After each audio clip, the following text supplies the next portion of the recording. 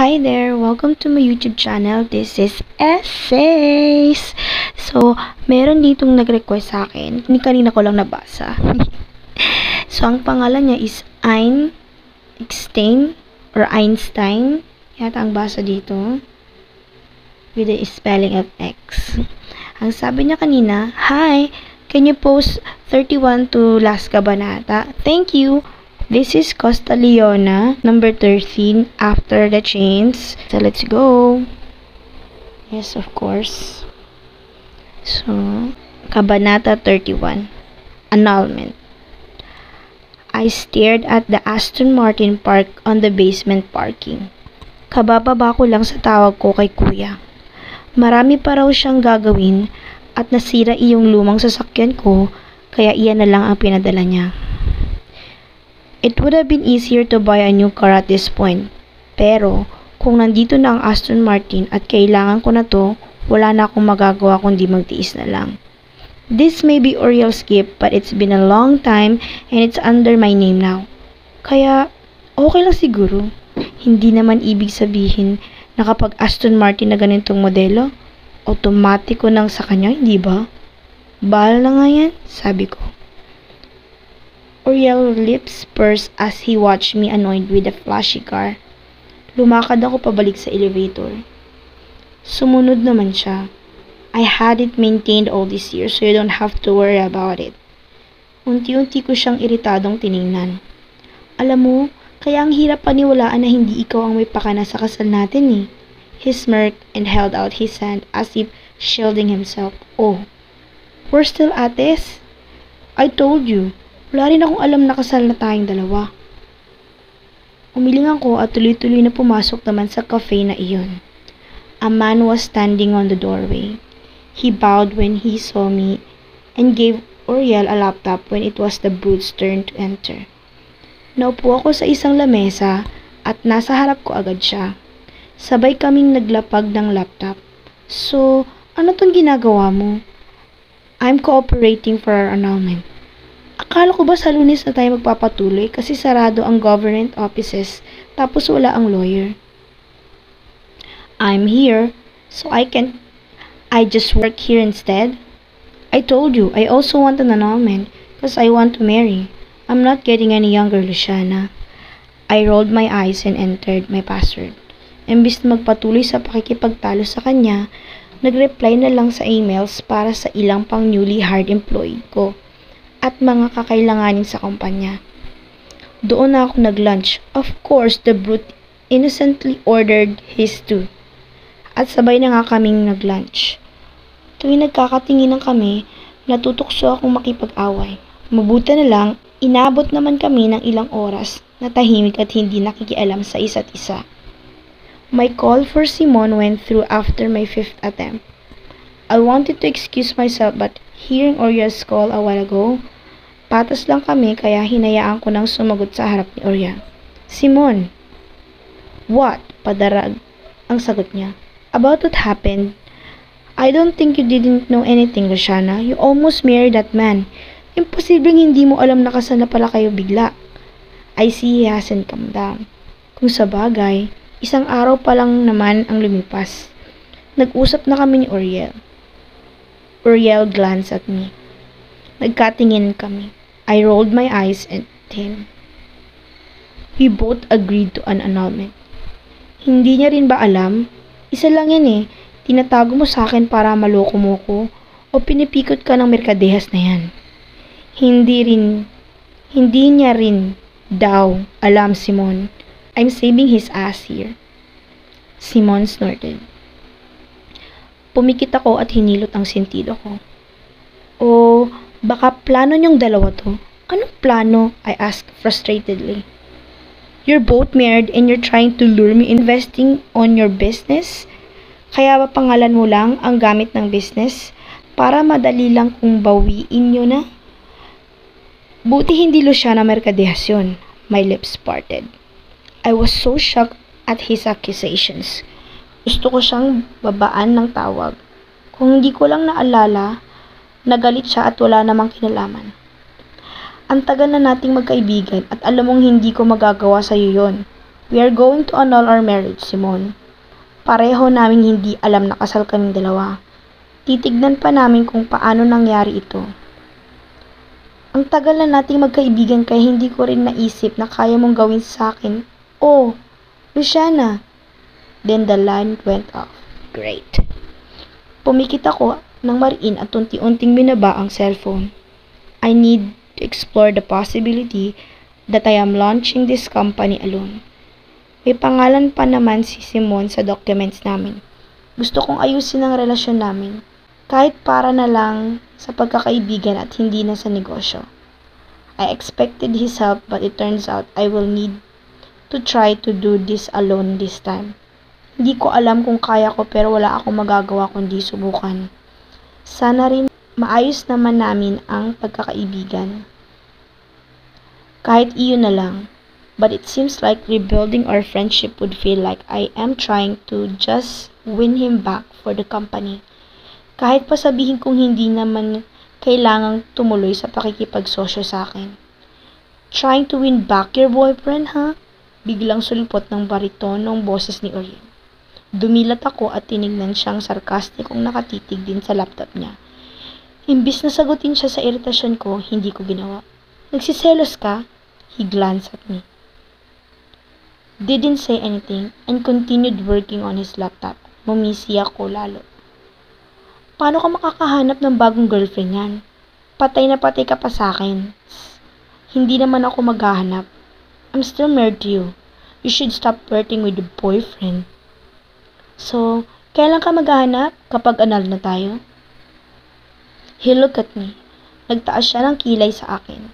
Yes, because that's what's right. Parang pahapyaw na parinig sa akin niyo na.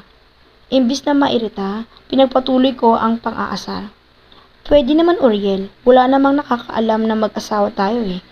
Kaya if we allow each other to explore, then we can do it. Napawi nga lang ang ngiti ko nang naalala na puno nga pala ng chismis dito na kami pa kahit matagal na kaming wala. So that wasn't a valid argument. But he replied, why? Do you want so bad to explore? Akala ko ba matanda ka na at gusto mo nang mag-asawa? Ikaw ang atat na mag-explore.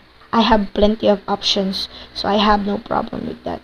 Ang kapal talaga ng unggoy na to. That's kind of true though. Not kind of, very true. He's extremely good-looking, tall, and manly. To the point of ruthless. At hindi ko pa nakakalimutan na marami ang nagkakandara pa sa kanya. Pinag-aagawan siya kaya may punto siya roon. Plenty of options pero paano mo naman malalaman kung dekalidad ba? He snorted. Then he smirked and leaned on the table.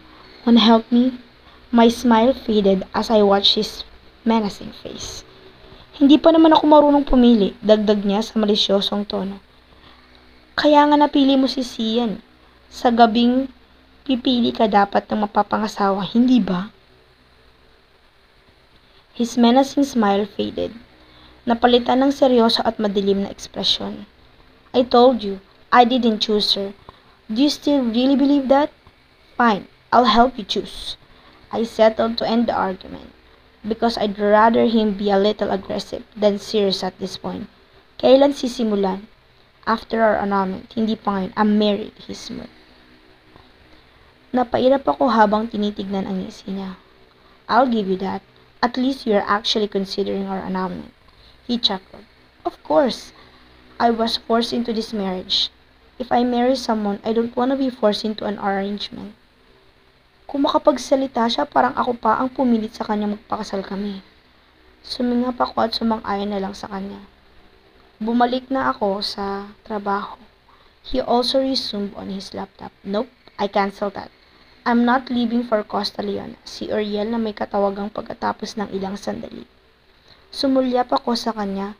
Katatapos ko lang sa mga emails ko at ngayon lang napuna ang paligid. The girls on the next table are watching us. Bumuntong hininga ako at naisip na maling nakikita kaming dalawa rito. I turned my laptop off. I'm in a hotel for 2 days so I just sent documents through the lobby. The brute glanced at me. Kumunot ang noo ko at tinignan siya habang nagliligpit ng gamit. 2 araw siya dito, gaya ko. Imbis na makipagtalo ay tumayo na ako. He put his phone down tapos na yata ang tawag niya. My secretary, he explained. Magpapahinga na muna ako. Bye, I said and left without waiting for a reply. Parang awkward na magpapaalam ako sa kanya hindi naman kami magkasama rito. Pero sige, hindi naman ako bastos kaya ginawa ko. I slept the whole afternoon and let my dinner be served on my suite. I did more work that night at sinubukan ko ring i-contact ulit si Simon bago nagdesisyon ng mahabang message sa kanya. Kasi hindi siya sumasagot. Simon, I'm truly sorry about this mess. I understand why you are feeling this way. I am also very concerned about this mess because I didn't know that I'm married. Totoong hindi ko alam kahit patingin mo'y imposible. Hindi rin daw alam ni Oriel at nagkasundo naman kaming magpaanan. About our relationship, I'm sorry. Because of what happened, I cannot keep it up with it emotionally. I am hoping na hindi maapektuhan ang business partnership natin pero naiintindihan ko kung maapektuhan ito. I hope we can talk about the mess in a calm way soon. I am truly sorry. Luciana Almodovar. The whole Sunday, I relaxed in my room. Had a call with my parents again. It was only interrupted by a call from Simon. I thought he was prepared to finally talk to me calmly. Iba pala ang sadya niya. Magkasama kayo? Matagal akong nakasagot. Siyempre, si Oriel ang tinutukoy niya.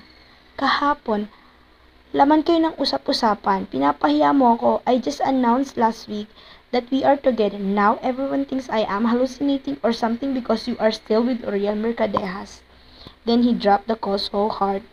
All I did was drop my jaw. True. What the hell? Malaking balita noon ang pag-atras ko sa pagpapakasal kay Oriel. Kaya hindi na dapat ako nagtataka na ganito kainit ang balita ngayon nakita lang kami magkasama sa hotel. Delusional articles were made about us and I get why Simon's mad.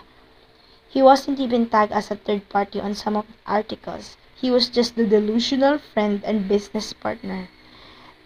Iyon ang umubo sa araw ko. Alam kong nasa kabilang kwarto pa si Oriel. I had my food delivered on my room kaya hindi ko na kailangang pumunta sa restaurant.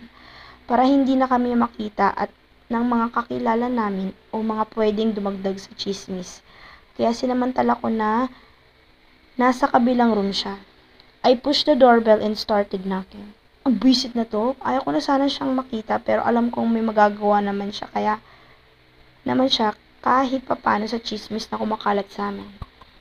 Matagal bago niya binuksan, nakailang pindot ako sa doorbell at katok ako. Of course, he'd open it when he's half naked. Nakahawak lang sa gilid ng baywang niya para sa puting tuwalya na nakatapis doon. His well-toned chest is screaming on my eye level. Kailangan ko pang tumingala para lang magkatingin kami. His hair and body were moist. What? He had that audacity to ask that without even letting me in. May narinig akong cart na parating. Agad kong tinulak ang basa niyang dibdib para makapasok na ako bago pa may makakita sa amin at madagdagan pa ang chismis. He closed the door behind us. He turned to me to ask, but I was already starting. Kumakalat na may relasyon pa rin tayong dalawa. May article sa internet. Surely you can do something about that. Humalukip-kip ako. Our suites were identical. Nanatili akong nakatayo sa harap ng kama. He looked at me from where he was standing. Wala akong nakita. Marami. Open your laptop and take a look. He tied the towel on his hips before he proceeded to where his laptop is. Nakita kong nagtatrabaho siya bago siya nag-open ng browser para i-search ang article.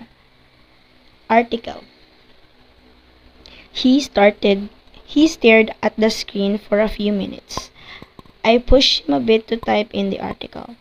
Stop touching me, he warned. Nilingon ko siya at tinapunan ng masamang tingin.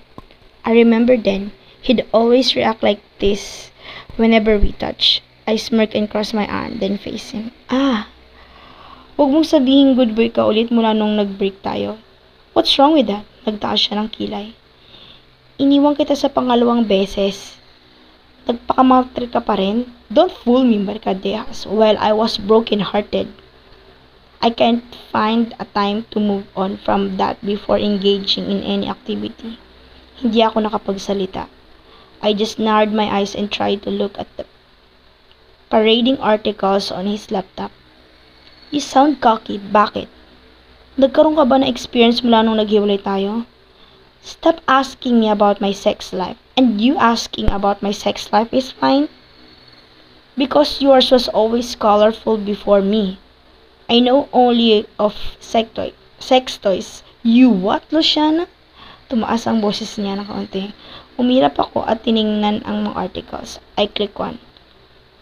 Let's just stop talking about. You open this topic. Uriel, these articles about us are alarming. Ito ang pagtuunan mo ng pansin. He looked at me like a hawk. Matagal bago niya ibinaling ang tingin niya sa articles. Thanks for that graphic fantasy you are feeding me tonight. Ano sinasabi mo dyan? Iritado kong sinabi dahil bumubulong-bulong siya. He sighed and just continued scrolling on the articles. Our friends from the media are busy covering my brother's wedding. Kahapon pa yun. Well, maaring pauwi pa lang sila ngayon. So nobody can put this off? I can still do things but most of these are from independent and personal sites. Just take down what you can. Laman na tayo ng usap-usapan. May nagsasabi diyang nag-iilusyon si Simon. Mayroon ding nagsasabi na kabit ko siya. Well, hindi totoo dahil wala naman kayo. You asshole, agap ko. He smirked. Fine.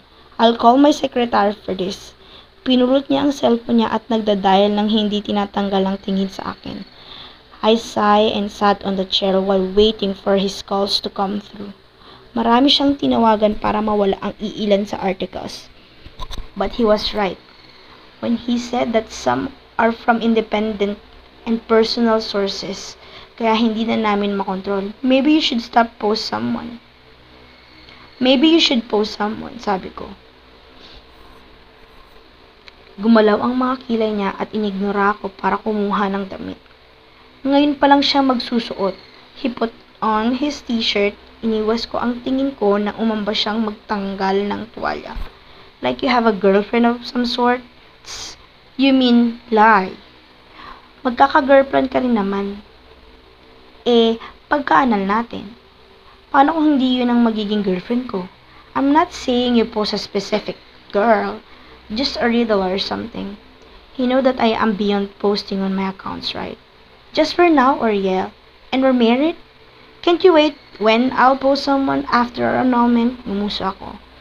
Tama nga naman siya. Nilingon ko siya at nakitang nakadamit na. Fine, whatever. Tumayo ako at tuloy-tuloy nang pumunta sa upuan para makaalis na. What time are we leaving tomorrow? He stalked me towards the door. 6 or 7. Mauna tayong kumuha ng marriage certificate. I want to personally go to the office and not rely on your secretary. That way, it's more factual, sabi ko bago lumabas. Hindi ako nakatulog ng maayos sa gabing yun dahil kalat pala talagang maging sa mga kakilala at kaibigan ko. Some even speculated that I married Uriel Mercadejas just because our families are still okay with each other. Hindi raw kasi patatawarin ni Senyora Domentilla ang pamilya namin sa pagtakbo ko sa kasal ng taon. I can't believe this. Ni wala silang ebidensya roon, kaya paano na lang kung meron? Nakasunod ang sasakyan ni Uriel sa sasakyan ko nang nagpark kami sa government office. We went inside. Pumila rin kagaya ng ibang tao roon at nag-fill up ng forms. Pinagtitinginan kaming dalawa ng ibang naroon. Mabuti na lang at agad namang natawag at ilang sandali lang ang lumipas. Nakuha ko na galing sa teller ang request. Damn it, it's really true. Alam ko may dokumento na rin naman akong nakita pero iba ang pakiramdam ngayon. Ako mismo ang kumuha at ako rin ang nakatanggap. I checked the details. Sa kasal iyong date. Sigurado akong hindi mo pinigilan ng sekretary mo? Baka hindi mo in-inform na hindi tuloy ang kasal. May My signature is really mine. Ganon din kay Oriel. Pamilyar ang certificate, pero naunahan na ako ng nararamdaman. That's not true. I informed him. Tinanong ko rin siya tungkol dito. Wala siyang ginawa na hindi ko sinabi. Oh, edi ikaw, Luciana, are we starting this again? I groaned and just proceeded towards the next agenda of the day. My condo. Kaya lang, wala ako sa sarili. It was almost like the first time I knew about it. Iba talaga ang pakiramdam ngayong ako mismo ang kumuha noong kopya, kaya naman nang sinabi ni Oriel na okay na iyong kondo na tinitignan namin, pumayag na ako. It was spacious and fits me. It was spacious and fit for me. It had 2 bedrooms but I only needed 1. Hindi na rin masama na may spare bedroom at sa puntong ito gusto ko nang dumiretso na kami sa abogado imbis na mag-condo shopping. Pinirmahan ko na agad ang kondo. At dahil fully furnished yun, ipapaship ko na lang ang gamit ko sa hotel papunta rito at may titirhan na agad ako. Convenient. Kaya hindi na ako nag-atubiling magdesisyon. Besides, I didn't have the energy to think it thoroughly since I have another problem on my plate. Isa sa mga family lawyers nila kami pumunta. Attorney Silvano is an old man who seems very fond of Oriel. Pagkapasok pa lang namin sa opisina niya ay kinamayan niya na kaagad si Oriel at tinanong kung bakit hindi dumalo sa kasal ng kapatid. Hindi. May mas importante po akong ginawa. My eyes narrowed and looked at this brute. He's low-key and indirectly telling him that his business with me is more important than his brother's wedding. Hinahanap ka nga roon, iho. At ano ang mas importante pa sa kasal ng nag-iisang kapatid? The old man looked at me. He had silver hair and eyebrows. His office is large and I know him as a popular lawyer. Hindi ko nga lang alam ang buong background niya, pero siguro naman kasi attorney ng mga merkadehas. Competent din kahit paano. We have our own lawyers but I can't go there.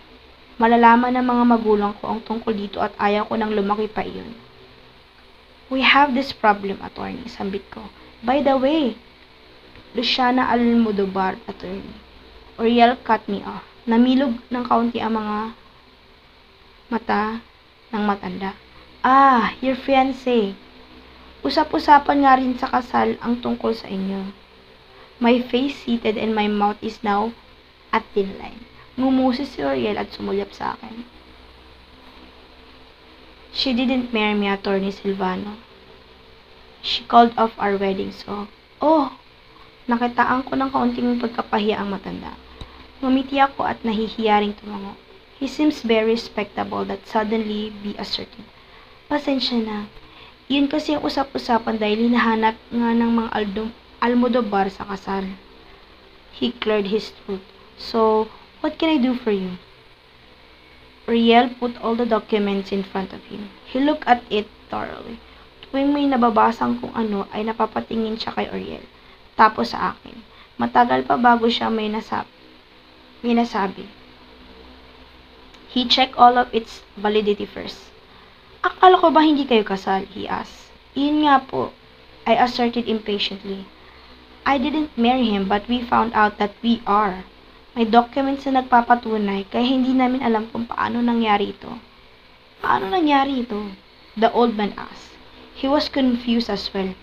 Kinagat ko ang labi ko. Oriel pursed his lips. This can't be applied without the requirements. Nailingon ko si Oriel. You applied this. Nasa iyo ang requirements.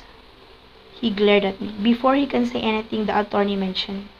Also, signed by Judge Saldivar, the attorney murmured. My mouth dropped open and I realized what really happened. Judge Saldivar. I remember that. Tumutulong si Lawrence doon.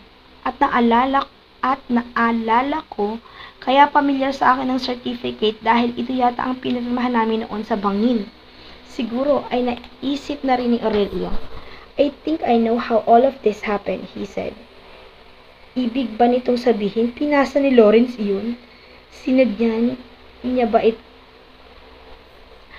Sinadya niya ba o hindi? Hindi ba gawa-gawa niya lang naman iyon? Nailapag niya ba ang certificate sa mga papel ni Judge Saldivar at napirmahan nito iyon? I don't think this is all a coincidence though. Pinasa sa kasal namin mismo kaya imposible na. Is there a way to check if the requirements were really complete, attorney?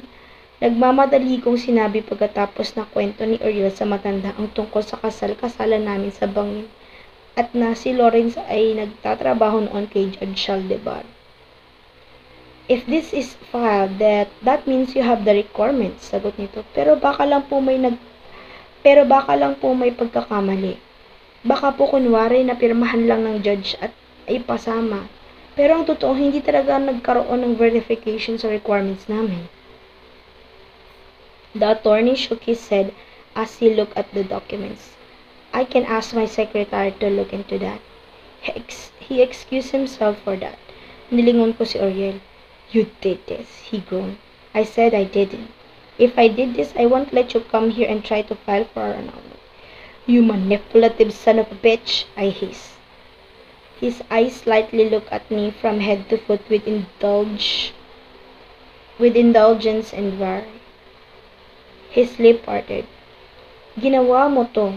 Shut up, Luciana. You're too full of yourself, he said menacingly before smirking.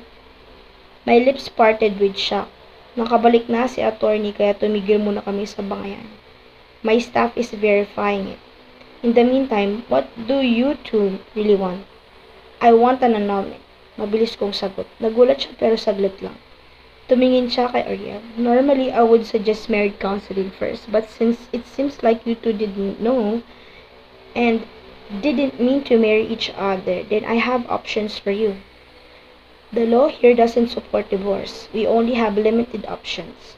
Most of it involve mental incapacity and all the other inapplicable things between us. We can check for parental consent. That could be a ground for this. My staff is already on it. I will also check if we can use this fraudulent application as grounds for this. Pero sigurado ba kayong hindi kayo nagpakasal noong sinasabi niyong nasa bangin kayo? Hindi po, sabi ko. Attorney Silvano looked at Ariel. It was just an engagement thing, attorney. Why did you sign a marriage certificate then? Nagkatingin kami ni Ariel. It was Lauren's idea, sambit ko. Can you contact this Lawrence? I'll check, attorney. Nako, you have a lot on your plate, iho. I'm glad that the Orion Ocampo case was already exposed. You have that other girl's case now. Now this? The attorney gave a hearty laughter. Bumalik na nga si Orion. Nasa ibang bansa ako nang nangyari iyon. Maybe it was also the reason why Anton married someone else now. I am not sure if I want to see Orion or not, but I seem to have endless problems these days. Lumabas galing sa isang pintuan ng isang staff. May binulong ito sa attorney at may pinakita ring mga dokumento rito. Tahimik ako. Oriel seemed busy scanning for his contacts now.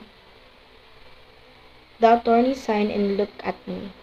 You have parents' consent, and the requirements are complete. Sigurado ba talaga kayong hindi kayo nagpakasal? I have a parents' consent. Ibig sabihin, alam ni mama at papa ang tungkol dito? You can tell me honestly, I can still do my best to find a way to nullify the marriage and make it seem fraud. But iho, it is still acceptable if you really married each other and now you both just want to break up? Anito na para bang tinatago lang namin ang totoo.